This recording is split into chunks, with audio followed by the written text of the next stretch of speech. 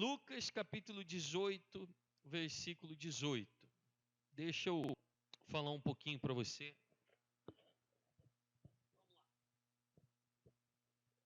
Vamos lá. Lucas 18, 18. E perguntou-lhes um dos principais: Bom mestre, que hei de fazer para herdar a vida eterna? 19. E respondeu-lhe Jesus: Por que me chamas de bom? Ninguém é bom senão que é Deus. 20. Sabes os mandamentos: não adulterarás, não matarás, não furtarás, não dirás falso testemunho, honra o teu pai e a tua mãe. Replicou o homem: Tudo isso eu faço desde a minha juventude.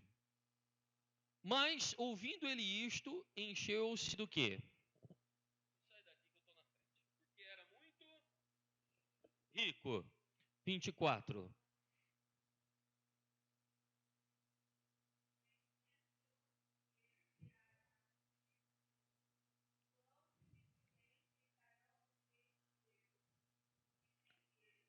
Isso. Tá bom, até aí, vai. Mas ele ouvindo isso, encheu-se de tristeza, porque era muito rico. Veja bem, esse homem era muito rico e queria seguir a Jesus. Amém? Queria seguir. E chegou para ele e perguntou: Olha, o que eu tenho que fazer para ter a vida eterna? E Jesus disse para ele: Vai, vende os teus bens, depois você vem e segue-me. Ele fez isso? Não? Não. Por que ele não fez isso? Ele estava apegado o quê? Ao dinheiro. Mas você percebe que Jesus pediu para ele o dinheiro, sim ou não? Pediu para ele entregar, para ele desfazer-se. Jesus pediu para ele. Mas o coração dele estava o quê? No dinheiro. A Bíblia fala que porque ele era muito rico, né? Olha lá. No versículo 23, volta um pouquinho. Porque era muito rico, encheu os de tristeza, porque ele tinha muito. Como que é vender tudo? Talvez ele tinha herdado, porque ele era jovem, ou talvez ele tinha realmente ficado muito rico ainda muito jovem, tinha uma vida inteira pela frente. Os sonhos dele estavam pautados no dinheiro, o coração dele estava no dinheiro. Mas mesmo assim Jesus pediu para ele o dinheiro. Jesus pediu e ele entregou? Não. Mesmo Jesus pedindo, ele não entregou. Agora, bem na sequência, Lucas 19, 8. Veja bem, na sequência, que na verdade o evangelho de Lucas não foi escrito na ordem cronológica, ou seja, na ordem sequencial. O evangelho de Marcos, sim. Se você ler o evangelho de Marcos, exatamente como está escrito, foi a ordem que aconteceu cronologicamente, ou seja, aconteceu isso, depois aquilo outro. Agora, os outros evangelhos, os assuntos, eles são contados aleatoriamente. Mesmo que no capítulo 18 Jesus encontrou o jovem rico e no 19 ele encontrou Zaqueu, não significa que ele realmente encontrou na sequência. Mas de alguma forma o Espírito Santo, né, inspirou os autores do Evangelho, porque é muito importante a gente entender o que aconteceu. Quem está comigo diz amém. É muito importante. Por que então o Espírito Santo permitiu que as duas histórias estivessem próximas? Veja bem, você conhece a história de Zaqueu, eu contei na semana antepassada. Quem estava aqui? Vocês lembram? Zaqueu era um homem muito rico, cobrava o quê? Impostos. Ele era chefe dos cobradores de impostos. Ele queria ver Jesus, mas ele era o quê? Ele era baixinho. E subiu Como é que chama a árvore? Vamos ver. Figueira. Subiu na figueira. E Jesus viu ele lá e disse: desce, porque convém eu pousar hoje na sua casa. E Zaqueu, então, recebeu Jesus, toda a comitiva, os discípulos, na sua casa.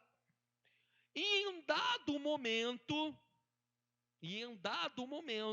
no meio do jantar, Zaqueu se levantou, olha lá, versículo 8, e disse a quem?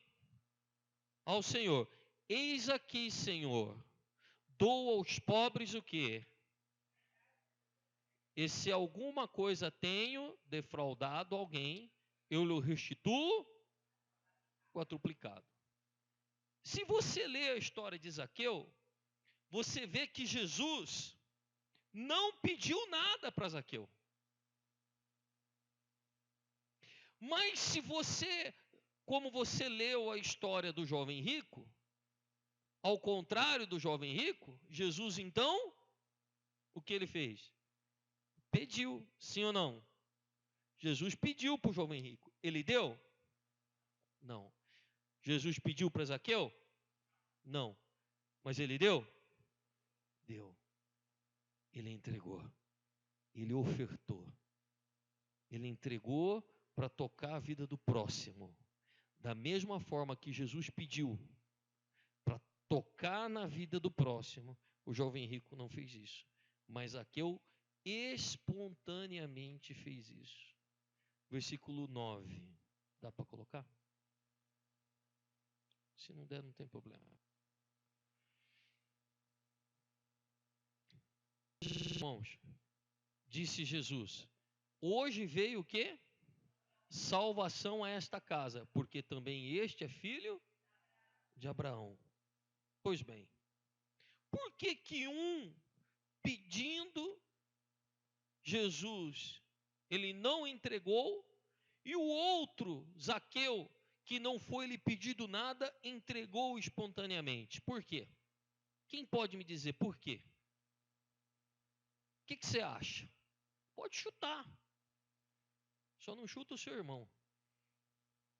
Hã? Por que será, irmãos? Ele deu espontaneamente e o outro não. Porque um compreendeu, recebeu a palavra, se converteu e espontaneamente ele o quê? Ele fez. Irmãos, a mesma coisa. Aquele que ama a obra de Deus, aquele que realmente faz um compromisso com Deus, você não precisa ficar toda hora falando para ele: olha, você é dizimista, você tem que ser fiel. Olha, não esqueça. Não, não. Por quê? Porque se a pessoa tem o amor no dinheiro, ela tem um monte de conta para pagar. Quem tem conta para pagar aí? Diz amém. Amém. Tem um monte de conta para pagar. A hora que ela vê, ela fala assim: eu vou tirar 10%. Vai fazer falta. Talvez ela não tenha, como o jovem rico. Mas, mesmo assim, o coração dela está na necessidade. E está no dinheiro da mesma forma. Quem está entendendo? Amém? Então, veja bem. Para aquela pessoa que não recebeu essa revelação, que não ainda está 100%, é uma luta para ela dar 10 reais. É uma luta. Quando ela era do mundo, ela pagava caixa de cerveja, ela fazia festa e não sei o que lá, e gastava o dinheiro dela com drogas, né? Enfim, não estava nem aí. Agora, quando ela vem para Jesus, para ela dar uma oferta, se o pastor falar, quem pode dar uma oferta de 100 reais? Onde se viu 100 reais? O pastor está pedindo uma oferta de 100 reais. Então, irmãos, assim, o que eu quero que você entenda? O seguinte: Jesus, que foi Jesus, pediu e levou o quê? Imagina eu. Então, espontaneamente, Zaqueu se levantou e fez o quê? Ofertou. Foi doar, foi doador. Amém? Porque a palavra ele compreendeu e entendeu. Então, não precisa você ficar toda hora pedindo, irmãos, você é coluna, irmãos. Por quê? Porque o coração dele ama a obra de Deus. Quem está entendendo? Amém? Então eu quero que o Espírito Santo faça na sua vida o que fez na vida de Zaqueu. Aquilo que você ama, aquilo que você realmente ama ao Senhor, então você faz espontaneamente.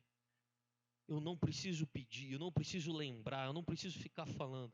Você faz porque você ama a obra de Deus. Pastor, mas a minha vida está tão difícil. Eu tenho tanta dívida, tanta conta. Irmão, preste atenção. Não existe culpa e condenação sobre a sua vida. Eu não sei quem faz e quem não faz, quem oferta e quem não oferta. E não quero saber.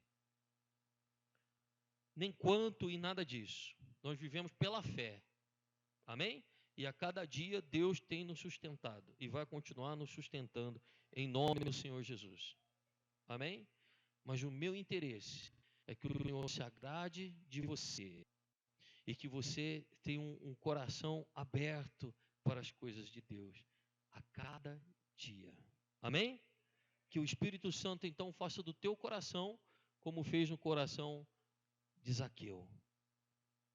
Eu sei que no momento que nós precisamos, você vai estar sempre aí, disposto e fazendo com amor, fazendo com carinho. Amém? É o caso das pizzas. Eu tenho certeza, irmãos, que todos vocês que pegaram o carnê, ou mesmo os que não pegaram, mas eu sei que todos vocês, com muito amor e carinho, estão trabalhando, estão honrando, estão fazendo para ajudar a obra de Deus. Porque o coração de vocês está na palavra. O coração de vocês está no Senhor Jesus. Amém? Eu creio nisso. Eu vou continuar acreditando. Fica de pé, por gentileza. Pega o seu dízimo, a sua oferta, o seu voto da coluna. Aquilo que você vai colocar então no altar. Feche os seus olhos. Feche os seus olhos. Espírito Santo, é verdade, o Senhor pediu e houve quem não deu, mas o Senhor também pediu, o Senhor falou e espontaneamente, meu Pai, Zaqueu te levantou e fez o que tinha que ser feito. Então, meu Deus, eu te peço que os corações desses irmãos, que o meu coração seja como o coração de Zaqueu, que nós não venhamos olhar para a necessidade, nem olhar para o dinheiro, nem olhar para isso, aquilo outro, mas que nós venhamos olhar, meu Pai, pela espontaneidade de cada um de nós, entregar, doar, meu Pai, com o coração aberto, mesmo às vezes sendo difícil, mas que em nome do Senhor Jesus, o Senhor venha receber desta pessoa e venha honrá-la, para que ela não venha de maneira nenhuma, meu Deus, viver na dificuldade. Honra o teu povo, como eu escrevi ali naquela porta, meu Pai, que aquele que te servir, o Pai o honrará. Então, meu Deus, honra mesmo o teu povo, e que nada venha lhes faltar, mas que pelo contrário, que eles tendo muito, venham ser cada vez mais abençoados. Em nome do Senhor Jesus. Amém e amém, Jesus. Amém? Pode vir à frente, entregue o seu dízimo, a sua oferta. Fique à vontade.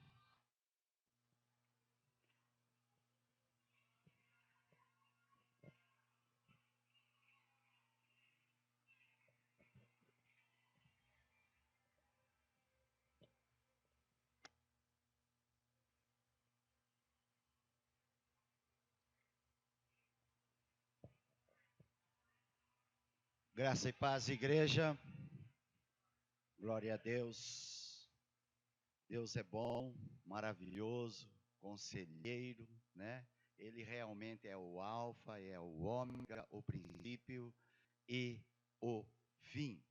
Esse Deus a quem nós chamamos de nosso Salvador. Ele tem nos escolhido e tem nos chamado de filho. Por isso, irmãos, nós devemos adorar. Assim como o salmista dizia, né? Bendize, ó minha alma, ao Senhor, e tudo que há em mim, bendiga o seu santo nome. E não esqueça de nenhum dos seus benefícios.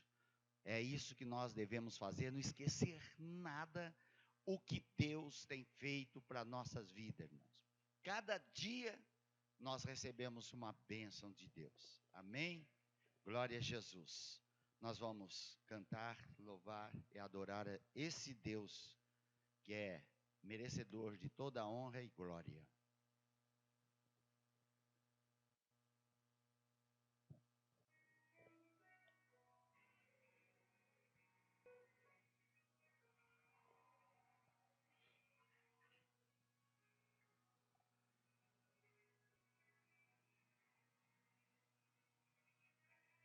Esse Deus que merece toda honra e glória, e você também pode adorar Ele, meditando na letra desta música, adorando comigo.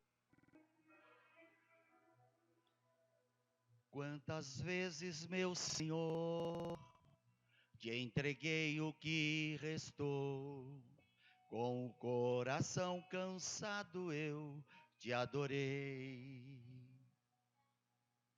Com a vida apertada, minhas coisas programadas, com minha prioridade me afastei. Numa correria dessa, pode até acontecer da família que a gente ama esquecer. Fui buscando os seus planos e me recordei dos anos que o homem te adorava só pelo prazer de te adorar. Quero voltar para os teus braços e viver tudo de novo. Priorizar teu coração. Não abro mão da nossa comunhão. Nada justifica uma vida assim. Eu não posso ser feliz se o Senhor não estiver em mim. Vem, Senhor, assumir o primeiro lugar. Minha prioridade é te buscar acima de tudo que há. É esse Deus, irmãos, que nós devemos adorar. Toda honra, toda glória pertence a Ele. Eu não quero vaidade para chegar no fim da idade, ter aproveitado o mundo e pouco te provei. Quero perfumar o céu na fragrância do louvor. Quero revelar em minhas palavras o teu sabor. Construir na minha casa uma sala para nós dois. Coisas que eu necessito ficam para depois. Eu só quero te adorar, por inteiro te adorar. Não vou mais te entregar o tempo que sobrar. Aqui estou, quero voltar para os teus braços e viver tudo de novo. priorizar teu coração. Não abro mão da nossa comunhão. Nada justifica uma vida assim. Eu não posso ser feliz se o Senhor não estiver em mim. Vem, Senhor, assumir o primeiro lugar. Minha prioridade é te buscar acima de tudo que há. Acima de tudo que há. Acima de tudo que há.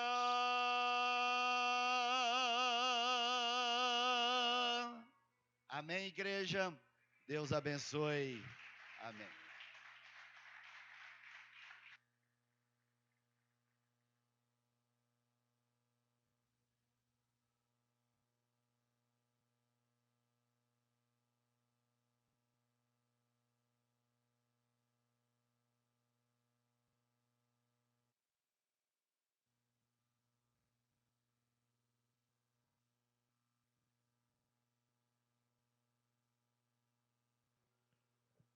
Acho que na frente não está saindo o som.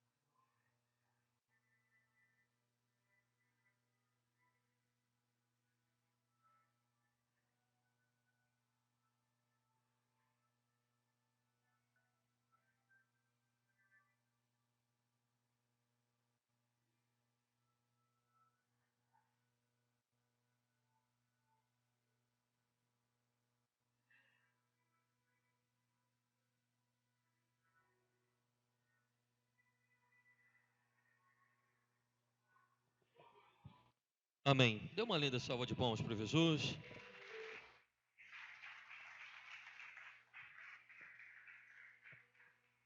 Abra sua Bíblia no livro de Isaías, capítulo 64, versículo 6. Depois deixando no Jerusalém, que eu passei depois. Agora pode colocar na versão que está aí mesmo. Irmãos, nós temos falado, começamos a falar há 2 semanas, a respeito do que mesmo? Quem lembra? Justiça própria. Nós temos falado a respeito do quê? Vamos continuar falando. É uma extensão do que nós temos falado, que é da graça de Deus, né? Falamos bastante sobre a graça, agora estamos falando a respeito da justiça própria. Mas o que é a justiça própria mesmo? Quem lembra? O que é justiça própria?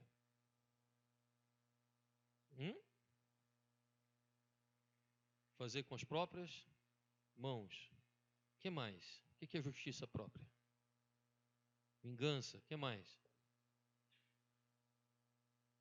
A justiça própria é tudo aquilo que nós fazemos, que nós acreditamos, que nós merecemos. Diga assim: justiça própria é tudo que eu faço, falo, penso que eu mereço. Amém? Então veja bem, tanto bom quanto ruim. Porque nós somos baseados, a nossa vida, falamos bastante a respeito disso. Nós somos ensinados desde pequenos que nós merecemos. Não é assim? Se você é bem sucedido é porque você, se você é mal sucedido é porque você merece. Tudo pelo merecimento. É isso que nós temos aprendido. Então, justiça própria é isso. É baseado no merecimento de cada um. Isaías é um livro messiânico. Por quê? Porque ele fala só a respeito do Messias. Ele é profético, ele fala a respeito do Jesus que iria vir. E aqui no texto de Isaías, capítulo 64, versículo 6, ele fala assim: pois todos nós somos como o quê? O imundo, e todas as nossas justiças como... O que é trapo de imundícia? Quem pode me dizer? Não serve para nada. O que mais? Sujo. E todos nós murchamos como a folha. E todos nós murchamos como a folha. E as nossas iniquidades como um vento nos arrebata. Então veja bem. Quando você lê na Bíblia imundo, diga imundo, o que você pensa? O que é uma coisa imunda? Suja, impura, né?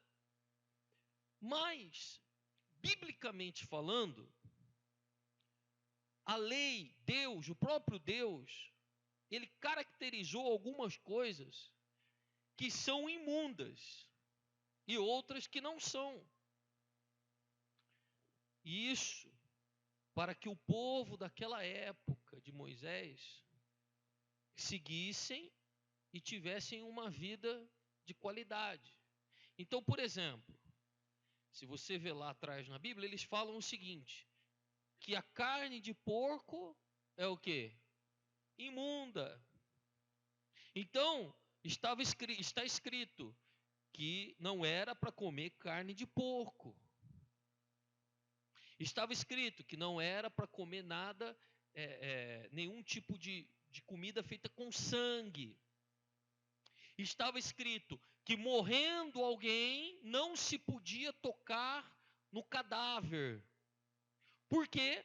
Porque quando essa pessoa tocava no cadáver, o cadáver era imundo, então ela se tornava imunda. Quando alguém comia carne de porco, o porco era imundo, ele também se tornava imundo. Quem está entendendo? E várias coisas lá que está escrito. Por que Deus fez isso? Para proteger o povo da época. Amém? Porque as pessoas morriam. E se você tocava nas pessoas, dependendo do que ela tinha morrido, ia passar doença. Você sabe que a carne de porco, até hoje, o porco caipira, é altamente contagiosa, com solitária, sim ou não? Então Deus criou isso para proteger o povo. Mas a religiosidade veio e transferiu essa imundície também para o lado pessoal.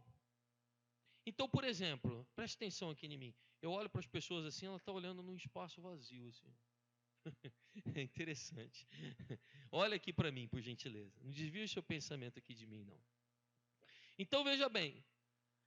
A pessoa, como está escrito aqui na palavra de Deus, nós somos como o imundo. Ou seja, ele está dizendo que é. Ele está dizendo que é como. Está comparando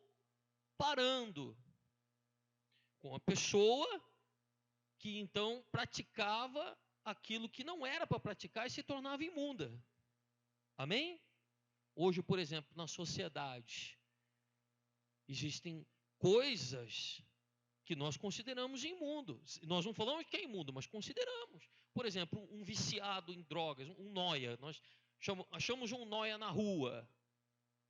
O que nós, então, achamos daquela pessoa? Você chega perto dela, você se comunica com ela, você convive com ela? Sim ou não? Não. Por quê? Para você, ela é o quê? É imunda. Sim ou não? Você exclui ela. Então, veja bem, dentro da palavra de Deus, ela diz assim, nós somos como o imundo.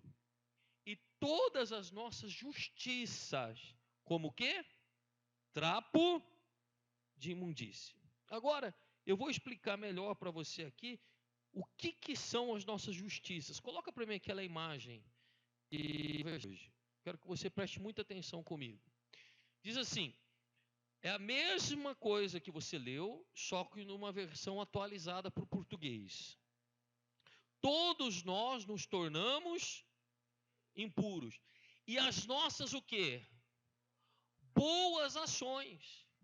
Então, o que é justiça própria? São boas ações. Boas ações que nós fazemos achando que essas boas ações vão nos tornar o quê? Merecedores. Vão nos tornar uma pessoa melhor. Então, por exemplo, eu não estou bem no meu casamento. Mas eu faço algumas coisas para compensar. Então eu faço boas ações para compensar as coisas ruins que eu faço. O que a Bíblia fala dessas boas ações? Que elas são o quê?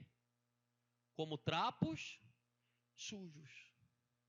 Então veja bem, eu sou uma pessoa, por exemplo, que eu não sou honesto, mas eu ajudo os pobres. Você já viu gente assim? Que não é honesta, mas ajuda os pobres? Hã? Já viu? O Lula. Não é honesto, mas ajuda os pobres. Então tá lá. Então o que acontece? Essas boas ações, o que são para Deus? Trapos sujos. Então, por exemplo, eu sou pastor. E alguém me procura. E eu ajudo essa pessoa, eu oro por ela, eu luto com ela, eu faço de tudo para tirar ela da vida que ela está vivendo, etc. e tal. E eu tenho êxito com isso. E eu acho que eu fiz uma boa ação fazendo isso. Isso para Deus é o quê? Por quê? Porque eu acho que porque eu fiz, eu o quê? Mereço alguma coisa. Agora, e se eu fizer sem achar que eu mereço nada? Aí sim, isso é aceito por Deus. Mas e se eu fizer e achar que eu mereço? Para Deus é o quê? Trapos sujos. Eu venho para a igreja, eu faço direitinho, eu recebo o meu pagamento, eu separo os 10%, mais a oferta, mais a coluna, e arredondo para cima e coloco no altar. Quando eu volto para o meu lugar, eu falo assim: agora eu mereço ser abençoado. Eu mereço ser abençoado. O meu dízimo, a minha oferta é o quê? É um trapo sujo. Mas eu fiz da mesma forma, coloquei no altar e voltei para o meu lugar e falei assim: meu Deus, muito obrigado, graças a Deus que eu posso te servir, que eu posso te honrar. Glória a Deus por isso. E aí, você está usando a justiça de Deus e não a sua própria justiça. Alguém vem se retratar comigo e eu falo assim: eu te perdoo, porque eu sou bonzinho, porque eu sou filho de Deus. Eu vou te dar mais uma chance. Isso para Deus é o quê? Trapo sujo.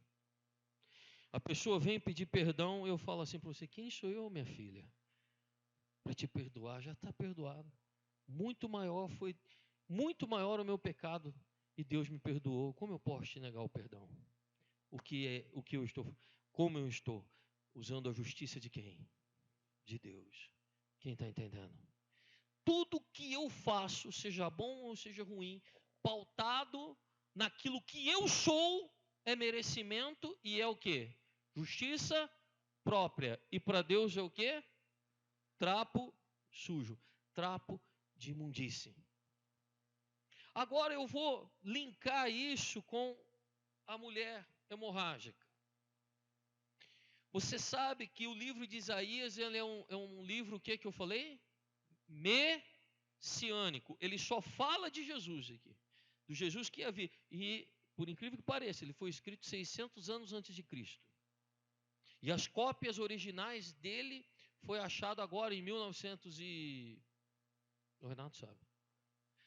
As cópias originais em vasos de barro nas montanhas do Sinai, guardados há mais de 2000 anos, e os manuscritos desse livro são exatamente iguais ao que você está lendo aqui. Então, Deus preservou para esta geração, né?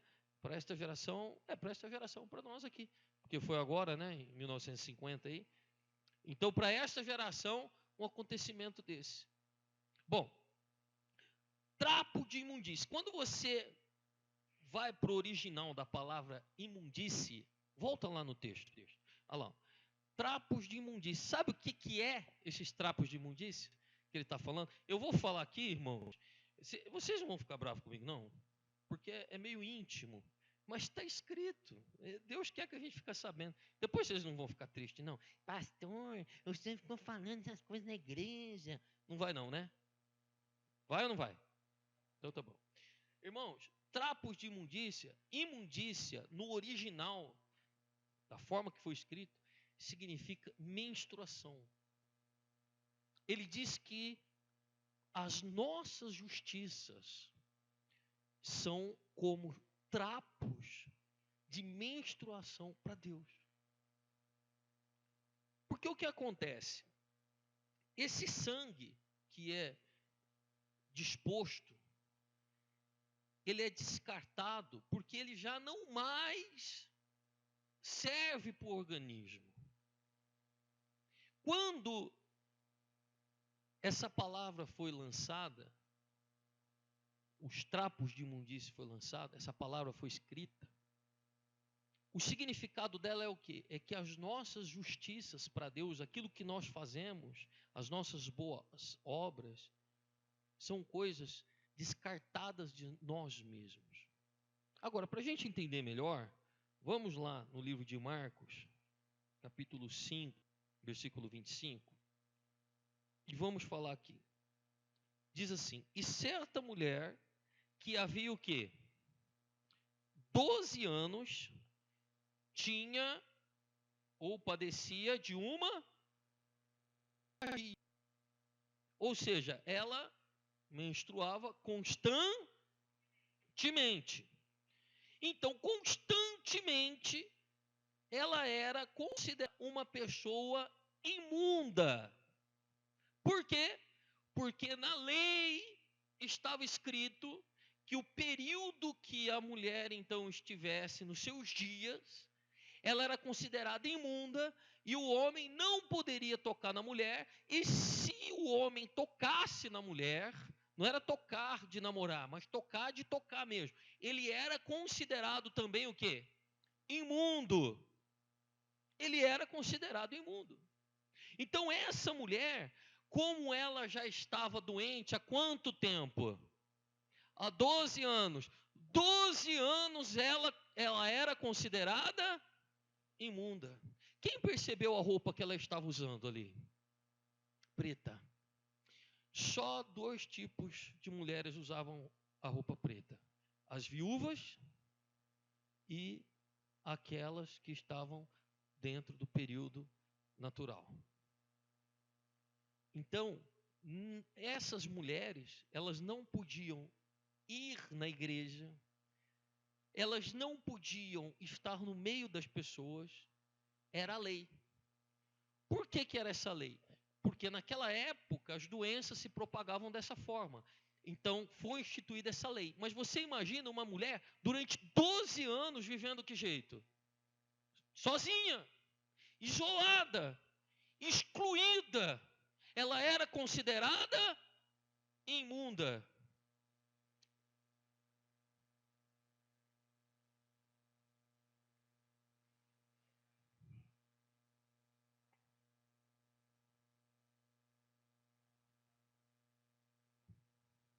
Olha lá. Então, o que acontece? Veja bem, o que significa os trapos de imundície para Deus? Justiça própria. Aquilo que nós fazemos que é baseado no merecimento. Eu mereço porque eu faço, seja bom ou seja ruim. Eu mereço porque eu sou, seja bom ou seja ruim. Então, ela, aqui na palavra de Deus, representa uma pessoa doente porque vive debaixo do quê? Do da justiça própria. Ela vivia isolada? A pessoa que tem merecimento e justiça própria, ela vive isolada. Por quê? Porque ela não consegue conviver com ninguém. Porque ninguém é bom o suficiente para ela. As pessoas estão sempre erradas, porque ela sempre está certa. O que é isso? Justiça própria. Quando ela erra, ela não gosta que fala nada. Mas quando as pessoas erram, ela fala um monte. O que é isso? Justiça própria. Então, essa mulher, ela era considerada doente porque ela tinha uma hemorragia constante. E assim é aqueles que vivem debaixo das suas próprias justiças. É como eles têm uma hemorragia constante. Só que ela tinha o trapo. Ela tinha o trapo. E graças a Deus que ela tinha o trapo. Porque sem o trapo a coisa ia ficar pior. Sim ou não? Agora não tem mais trapo. Mas ela tinha o trapo. E a coisa ia ficar pior. Agora, o que é o trapo hoje? O que é o trapo hoje? Eu vou falar para você o que é o trapo hoje. Eu estava atendendo um rapaz semana passada e ele saiu das ruas há pouco tempo. E ele disse assim: pastor, eu chego a ganhar, sabe quanto? R$ 200 numa cidade grande, ficando na rua. Ficando na rua. Mas como? Não, as pessoas ajudam. Mas elas sabem que é para droga, mas elas ajudam. Tem gente que dá com 5, tem gente que dá 10. E a gente vende alguma coisinha, a pessoa não pega, vende a água é R$ 2, a pessoa dá 4, dá 5, dá 10, pega a água, e passa o dia a gente pega 150, R$ 200. Alguém já sabia disso, dessa informação? Irmãos, você sabe o que é esse rapaz? É um trapo. Sabe o que são essas pessoas? Trapo. Por quê? Porque as pessoas que dão o dinheiro, quando nós damos dinheiro para essas pessoas, nós fazemos o quê? Nós achamos o quê? Que nós estamos o quê? Ajudando e fazendo uma boa, mas a gente está fazendo? E depois que a gente dá, a gente fala assim, ajudei, ajudei. O que é ele? É um trapo. E nós somos o quê? Imundície. Quem está entendendo? Justiça própria. Amém? Estou dando um exemplo, mas isso pode acontecer na nossa casa. Na nossa casa. Às vezes o trapo pode ser o teu marido. É um trapo mesmo, pastor. Ou a tua esposa. Ou teu filho. Como o senhor adivinhou que o meu marido é um trapo, pastor? Olha, Deus está falando. Às vezes o teu trapo. Por quê? Porque você se acha tão bom, tão boa, tão capaz, tão superior, e essa coitada criatura que você casou com ela não é merecedora da sua capacidade. Sim ou não? Quem que é o coitado do seu marido? Quem que é o coitado do seu marido? Um trapo. Da sua esposa? Um trapo. Do seu filho? Um trapo. Por que os adolescentes são perdidos, muitas vezes não vêm para a igreja, se perdem na fase da adolescência? Por quê? Por quê, irmãos? Porque nós, os pais, somos muito honestos, muito corretos e exigimos que eles sejam o quê? Perfeitos. E repreendemos toda hora. Tem que ser perfeito. Tem que ser bom. O que eles são? Trapos. Da nossa o quê? Imundície. Porque exigimos perfeição. Exigimos que eles sejam como nós, ou melhor que nós, não cometam os erros que nós, e ficamos tão vidrados nisso, que despejamos a nossa imundície neles, a nossa hemorragia neles. O trem está nervoso hoje, né? Despejamos. E aí o que acontece? Para que um trapo de imundície, depois que é usado, serve para quê? Para nada. É jogado fora. E às vezes você vai atender um casal ou vai atender alguém e a pessoa fala assim, estou me sentindo um trapo. É realmente. Quem já ouviu essa expressão, estou me sentindo um trapo? É esse trapo. É esse trapo aí que eu estou te falando. Ela então representa a justiça própria. E a justiça própria é a maior doença do homem. Por quê? Não é o pecado. Irmãos, preste atenção, o problema do pecado foi resolvido. O pecado não é mais problema. Travou agora a sua cabeça, né? Deu uma travada, né? Tenho certeza. Porque o diabo quer te mostrar que o pecado é o problema. O pecado não é mais o problema. O pecado acabou aqui. Pastor, mas eu peco, eu tenho uns pensamentos, pastor, que o senhor soubesse, olha, Jesus amado. Irmãos, o pecado não é mais problema. O problema é achar que nós, então, temos que fazer alguma coisa para merecer o perdão de Deus. Então o problema não é mais o pecado, o problema é o quê? O merecimento, que é a justiça própria. Então se eu fizer, não é assim que as religiões ensinam? Se você fizer, se você penar, se você sofrer, se você pagar, se você suar, então Deus de alguma forma vai te ajudar, vai te perdoar, vai te capacitar. É assim ou não é? Se você rezar tanto, fazer tanto, não sei o quê, e tem misericórdia de mim, porque não sei o que lá, aí você nunca consegue. Ninguém nunca consegue.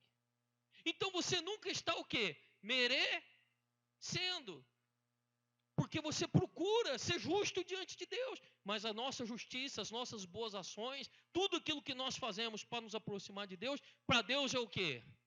Um trapo imundo. Amém, gente? Vamos abrir a mente. O problema não é o pecado. O problema é achar que você merece alguma coisa de Deus para ter o perdão dos seus pecados. E nós não merecemos nada. O que nós precisamos é entender que o Senhor Jesus nos ama, morreu por nós, se entregou por nós, deu a vida por nós, já nos perdoou. E nós podemos viver sem culpa e sem condenação. E, consequentemente, o pecado já não vai ter mais poder mais sobre a sua vida. Porque o pecado não é mais o problema. A questão é você sempre estar crendo que você não merece, mas Deus está sobre a sua vida pelo sacrifício de Jesus na cruz. Amém? Dê um aplauso ao Senhor bem forte. Então vamos lá. Versículo 26. Ela havia padecido muito, sofrido bastante nas mãos de muitos médicos. Quem eram os médicos naquela época? Sabe quem era? Os médicos naquela época, sabe como eles curavam? Baseados na lei de Moisés. Só que pela lei ela era considerada o quê? Imunda. E se ela era considerada imunda, ela era considerada pecadora. Deus fez alguma coisa na vida dela porque ela merecia ser assim. Então toda vez que ela ia no médico, o médico falava o que para ela? Minha filha, o que você está fazendo de errado? Aquilo que os olhos dos homens não vê, os olhos de Deus veem. Você está fazendo alguma coisa de errado, hein? Você ouviu alguém pregar assim? Olha, a mão de Deus está pesando sobre a sua vida. Se conserte, porque senão tu vais morrer. Não é assim? Eis que vos digo, aquilo que está oculto será revelado, e todos verão. Era isso. Então, adiantava? Não. E despendido tudo quando possuía, sem nada, mas indo a pior. Irmãos, é isso que acontece quando a pessoa é doente. Tem essa hemorragia da justiça própria, das boas ações, de achar que é boa, que é capaz, que é melhor, que precisa fazer alguma coisa para merecer, que ela tem que fazer alguma coisa para receber alguma coisa. Ela tem que fazer alguma coisa para receber alguma coisa. É isso que acontece. Ela vai de mal a pior, porque ela nunca consegue fazer nada para merecer nada. Quem está entendendo? Por exemplo, vamos lá. Quem ama a sua esposa aqui? Ai, ai, ai. Quem ama a sua esposa, levanta a mão bem alto. Ah, bom. Quem ama o seu esposo, levanta a mão bem alto. Olha lá. Fala a verdade. Não é sobre isso. É outra coisa. Eu quero ver. Ele já está acariciando ali. Olha, fala a verdade. A primeira vez que você viu, os primeiros meses, o que tinha de mais? Nele ou nela? O que tinha de mais? Nada. Depois que você foi ver que não tinha nada. Sim ou não? É verdade ou não é? Depois que você falou. Tem gente que é assim. O que eu vi? Meu Deus do céu. O que é? A luz era muito forte, né? A beleza, né? Mas se refletir, dói ainda. O nariz. É bonitinho seu nariz, irmão. É bonitinho. Seu nariz é bonitinho, redondinho, bonitinho. É bonitinho. Irmãos, é igual ao seu filho. É igual ao seu filho. Presta atenção. O que o seu filho fez para você amá-lo? Por que ele merece ser amado? Merece? Não. Então, quanto mais você tenta merecer, mais você afasta as pessoas. Quanto mais você tenta agradar, mais você afasta as pessoas. Versículo 27 diz assim: ou ela falar de Jesus, tendo ouvido falar a respeito, veio por trás entre a multidão e tocou-lhe na sua veste. Rapidinho eu vou falar pontos aqui. Primeiro, ela ouviu o quê? Falar de Jesus. Então, que é cheia de justiça, de boas ações, se ela quer ser curada, primeira coisa, ela precisa o quê? Ouvir falar do quê? De Jesus. Amém? Porque ouvindo a palavra é que se produz fé. Diga assim, ouvindo a palavra é que se produz fé. Amém? Porque sem fé é impossível agradar a Deus. Então, primeiro, aquele que quer uma mudança de vida precisa ouvir falar de Jesus. Segundo, a Bíblia diz que veio por detrás. Por que ela veio por detrás? Quem vem por detrás quer ser vista? Por que ela não queria ser vista? Porque ela era imunda, ela era rejeitada. Se ela viesse de frente, o que as pessoas iam fazer? Sai daqui, sua impura, sua imunda. E ela achava que Jesus ia fazer o mesmo, porque ela não conhecia Jesus. Ela só tinha ouvido. É o que acontece às vezes com as pessoas que vêm aqui. Ela acha que a gente vai roubar o dinheiro dela. Ela acha que a gente vai se intrometer na vida dela. Ela acha que a gente vai fazer isso, vai fazer aquilo, vai fazer aquilo outro. Mas ela vem. E o que importa é que ela vem. E importa que ela esteja na presença de quem? De Deus. Então, o segundo ponto. O primeiro é o quê? Ter fé. Ouvir. Segundo, então veio por trás. Terceiro, ela foi entre a multidão. O que representa a multidão? Obstáculos, problemas. Então, aquele que quer ser curado, quer ser liberto desse sentimento, precisa entender que vai enfrentar problemas, vai enfrentar uma multidão. Quarto, ela disse assim, versículo 28. Ela dizia, se tão somente tocar na sua veste. Então o que ela vai falar? O que você vai falar? Senhor, eu não sou bom o suficiente. Eu achei que eu era. Eu achei que eu fazendo as coisas, eu poderia ter o teu favor, mas eu não sou. Mas eu quero tocar. Se eu tocar em ti, se eu te conhecer, a minha vida vai mudar. Amém? Se eu vier para a igreja, a minha vida vai mudar. Se eu ouvir a palavra, a minha vida vai mudar. Se eu colocar o melhor para fazer a obra de Deus, se eu me dedicar, a minha vida vai mudar. Amém? E aí, nesta palavra, nesta fé, a sua vida vai mudar. Amém, gente?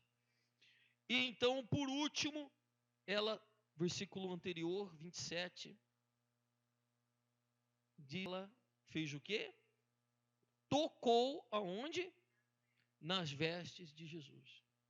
Você sabe o que Jesus usava naquela época? Ele usava um manto e ele usava algo bem semelhante a isso daqui. Quem sabe o nome? Talit ou talit. O que representa isso? Veja bem, eu vou te explicar.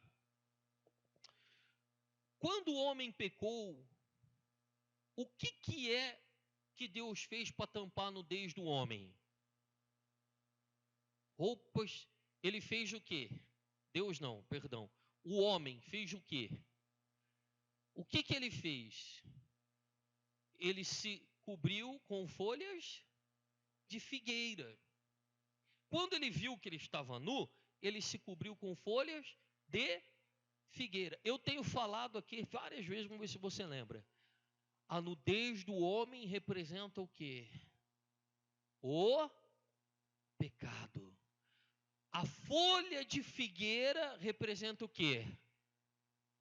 A justiça própria, as boas ações.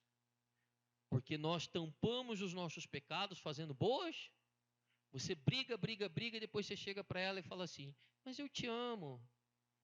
O que é isso? Folha de figueira.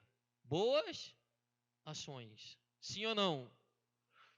Porém, quando foi que o homem se chegou diante de Deus, e até hoje eles usam, Deus mandou que Moisés fizesse para os homens o talit.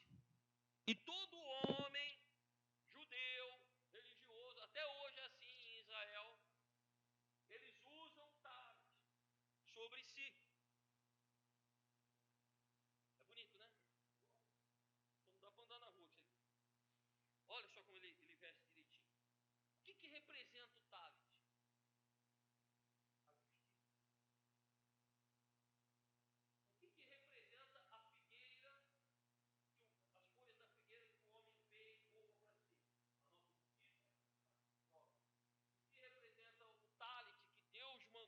O homem fazer para si a justiça de Deus.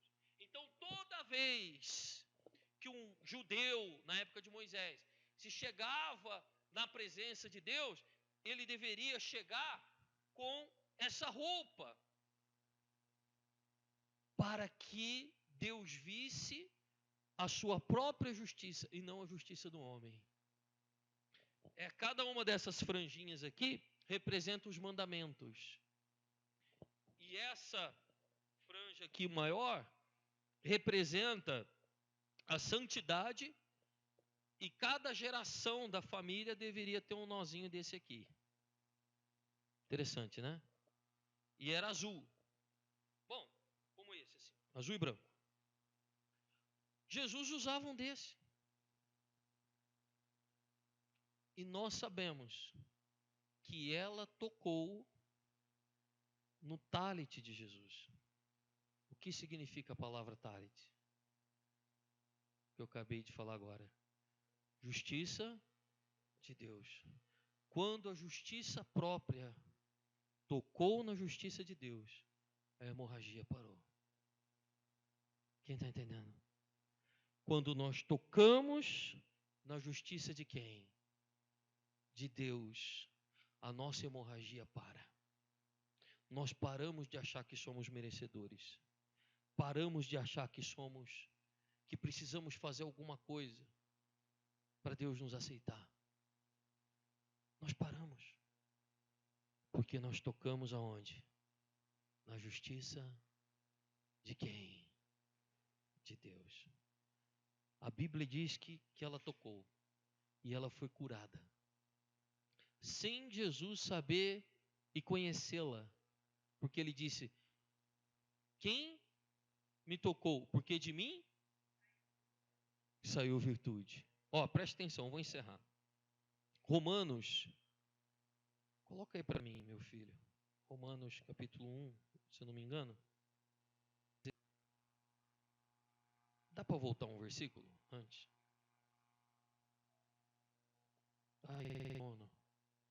Vamos lá. Vamos ver se dá para voltar no 15.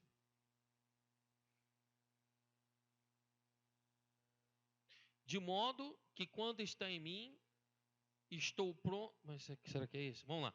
Para anunciar o evangelho também a vós que estáis em Roma. 16. Porque não me envergonho do evangelho, pois é o poder de Deus para a salvação de todo aquele, primeiro do judeu e também do grego. 17. Porque o evangelho é revelada de fé em fé. O quê? A justiça, como está escrito, justo viverá pela fé. Então, hoje, nós não temos mais que tocar onde? No talit. Amém? Mas nós temos que tocar onde? Na onde? O que é a justiça de Deus? Lê lá. O que é? Porque no Evangelho é revelada de fé em fé o quê? Então, aonde está a justiça de Deus? Não. No Evangelho. Olha lá, no Evangelho é revelada. De fé em fé. Ou seja, no Evangelho. Mas você precisa ter o quê? Fé aonde? No Evangelho. Não é fé nos santos, ou nos homens, ou na religião, ou na igreja, ou no pastor, ou no padre, ou no papa, ou no pai de santo, ou no quem for. Mas a fé é aonde? No Evangelho. E o que é o Evangelho? A palavra de Deus, é a história de Jesus, é o que eu estou falando para você. Quando você conhece a história de Jesus e você tem fé, é revelada para você a justiça de Deus. E cai por terra o seu merecimento, cai por terra a sua justiça própria, e você vive na justiça de Deus. Então você é abençoado porque Deus te abençoa, não porque você é bom. Você perdoa porque Deus te perdoou primeiro, não porque você tem um coração bom. Você ajuda o próximo, não porque você é bom, mas você ajuda porque Deus te ajudou, porque Ele pediu para você ajudar o próximo. Quem está entendendo? Amém? Você não faz mais nada por você, mas tudo que você faz pela fé no Filho de Deus. Você faz por causa de Deus na sua vida. E é aí que as coisas mudam. É aí que a hemorragia estanca. É aí que você é curado. E é aí que você vive uma nova vida a cada dia, a cada momento, como está escrito, de fé em fé é revelado para você o quanto Deus é bom na sua vida. Acabou o sofrimento de você olhar no espelho e se ver culpado da sua vida ser do jeito que está, a condenação. Quantas vezes você fala, eu sou burro, eu sou incapaz, eu não consigo vencer esse pecado, eu não consigo ser um pai melhor, um marido melhor. Tudo isso é o quê? Merecimento, justiça própria. Você não consegue porque você não merece. Mas quando você então toca na justiça de Deus, você toca na palavra de Deus, isso cai por terra. E você começa a pensar assim: eu não consigo, eu não sou nada, mas em Cristo eu posso ser tudo aquilo que eu não sou. Amém?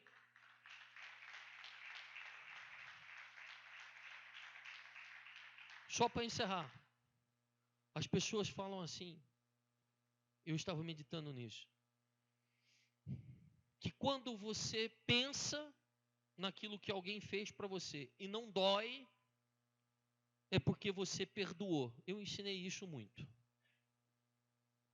Como você quer saber se você perdoou? Você pensa na ofensa. Se não doeu, é porque você perdoou. Mas eu quero dizer uma coisa para você. Quando Jesus estava na cruz, ele estava com os pregos, estava sangrando, sofrendo há 12 horas já, ali. Qual foi a oração que ele fez para as pessoas que estavam sacrificando ele? Pai, perdoa-lhes, não sabem o que fazem. Ele estava sentindo dor, mas mesmo assim ele perdoa. Eu quero dizer uma coisa para você. Mesmo que você sinta mal, sinta ruim, sinta que, mas se você andar nessa justiça, você vai fazer como Jesus. Mesmo sentindo dor, você vai perdoar. Está doendo, mas está perdoado. Amém? Pastor, eu estou sentindo ainda esse vazio no meu coração. Mas em nome de Jesus, eu tenho certeza que a alegria já inundou o meu coração. Você não precisa sentir. Você só precisa acreditar que você já tocou na justiça de Deus. E a hemorragia estacou. Pastor, o meu gênio é assim. Eu sou uma pessoa muito brava. É o que dizem por aí. Como é que é o ditado lá, que mulher de sobrancelha grossa é o quê? Como é que fala? Mulher de sobrancelha grossa. Ih, eu não sei, estou falando errado. Nem diabo pode. Olha lá. Mulher de bigode? É verdade. É isso aí. Me ajudou, me ensinou errado aqui. Então, olha só, tem gente que fala assim, pastor, o meu gene é uma desgraça. Eu puxei para minha mãe, para o meu pai. Meu tataravô era calabrês misturado com índio. E eu herdei tudo isso na minha vida. Tudo isso é justiça própria. Você não é nada disso. Você é filho de Deus. Você é amado por Deus. E a justiça de Deus está sobre a sua vida. Assim como eles usavam o talit para se cobrir, literalmente, da justiça de Deus, quando você aceita Jesus, a justiça de Deus já está sobre a sua vida. E você é justo, porque a justiça dele está sobre você. A hemorragia está estancada em nome de Jesus. Amém? Eu não sinto culpa e condenação na minha vida, mas eu estou livre de toda culpa e condenação, porque eu creio na justiça de Deus na minha vida. Você crê também? Então vamos de pé em nome de Jesus. Vamos encerrar a reunião. Feche seus olhos. Coloca o fundo aí para mim.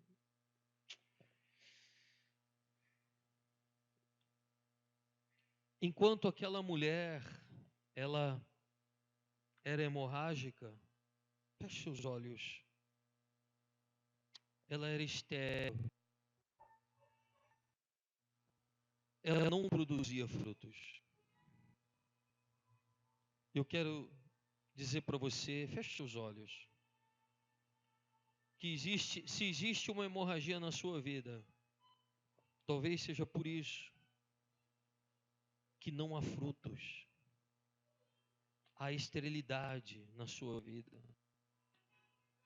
Mas em nome do Senhor Jesus, essa esterilidade nesse momento é rompida, essa hemorragia é estacada, e você vai dar frutos. Você vai dar frutos no seu ministério. Nós vamos dar frutos nessa família. Vai haver uma mudança em você. Porque você não precisa mais usar trapo. O seu filho não vai ser mais um trapo para você, nem a sua esposa, nem o seu marido. Nem seu ministério vai ser um trapo para você. A partir de hoje, você não vai ser mais estéril. Você não vai tentar mais. Você já é feliz. Você não vai tentar mais ser aceito. Você já é aceito. Não vai tentar mais ter alegria. Você já tem alegria. Porque a justiça de Deus veste você. Se você quer essa justiça de Deus, aumenta um pouquinho o fundo. Se você quer essa justiça de Deus, peça essa justiça aí no seu lugar. Peça para Ele derramar dessa justiça em você, te vestir. Toca nesse evangelho, nessa palavra. E fala para Ele: Senhor, eu não mereço.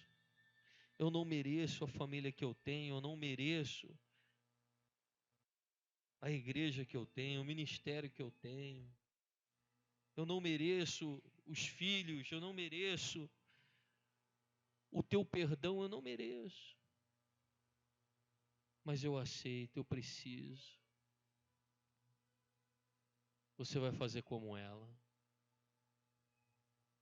Tenha fé. Feche seus olhos. Peça isso para Jesus. Senhor, meu Pai. Senhor, meu Deus.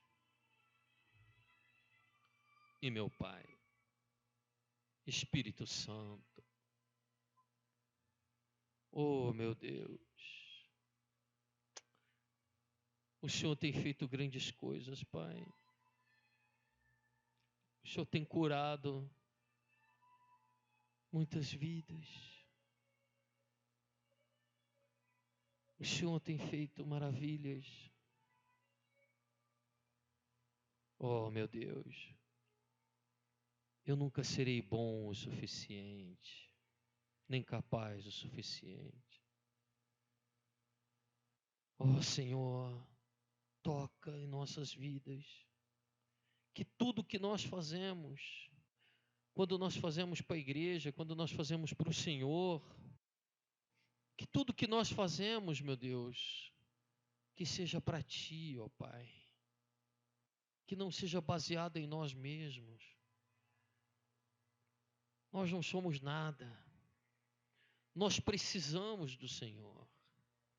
E muitas vezes nós brigamos, nós obrigamos, nós fazemos do próximo um trapo, mas o Senhor reveste a nossa vida, meu Deus, nesse instante, Espírito Santo, o Senhor reveste a nossa vida da Tua justiça, o Senhor reveste a nossa vida, meu Deus, do Teu favor.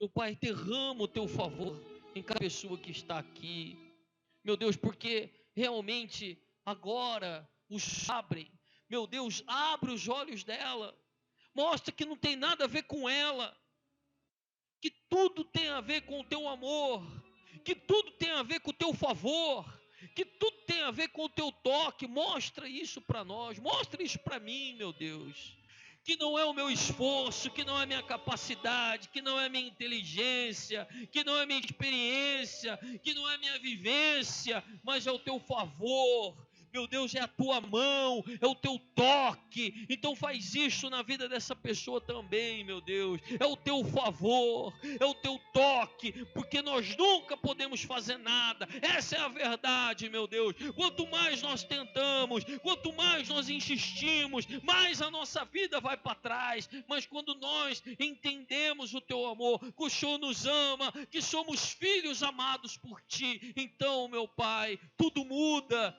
Tudo se transforma, tudo é diferente, porque existe uma razão, meu Deus, para sermos bons, e esta razão é o Senhor. Existe uma razão para perdoar, existe uma razão para amar, existe uma razão para ofertar, existe uma razão para fazer a Tua obra, existe uma razão, e essa razão é o Senhor. Que o Senhor nos amou primeiro, o Senhor veio sobre nós primeiro, o Senhor fez grandes coisas. Então derrama, Espírito Santo, derrama a Tua graça. Só o Senhor pode nos fazer, só o Senhor pode curar. Cura essa hemorragia, meu Deus, cura, meu Pai. Meu Deus, nunca mais nós vamos usar trapos, nunca mais o trabalho vai ser um trapo onde nós vamos dedicar a nossa vida para trabalhar, para ter sucesso, para as pessoas olharem para nós e ver o quanto nós somos bons. Meu Deus, joga fora esse trapo da nossa vida, joga fora esse trapo, meu Deus, de achar que a nossa família é um fardo, é um peso. Joga fora este trapo, meu Pai. Estanca essa hemorragia, meu Deus. Oh, Senhor, nós estamos em poucas pessoas aqui, mas que darão grandes frutos, porque a esterilidade foi embora. A esterilidade foi embora, meu Deus. E chegou a fertilidade em nós. Nós vamos produzir frutos. Eu tenho certeza, meu Deus, que grandes coisas o Senhor fará em nossas vidas. Coloque a mão no seu coração. Pode abaixar um pouquinho. Diga assim comigo: obrigado, Jesus, por esta palavra. Obrigado, Senhor. Eu sei, meu Deus, que eu nunca serei bom o suficiente, mas tudo que eu fizer, a partir de agora, vai ter um motivo, e o motivo é te agradar. O motivo é que eu estarei fazendo porque o Senhor fez para mim primeiro. Eu estarei fazendo porque o Senhor fez para mim primeiro. O Senhor me amou primeiro. O Senhor me perdoou primeiro. O Senhor me ajudou primeiro. Então, por isso, Senhor, eu vou fazer, eu vou ajudar, eu vou ser, eu vou amar, porque tudo o Senhor fez primeiro na minha vida. Em nome de Jesus. Amém.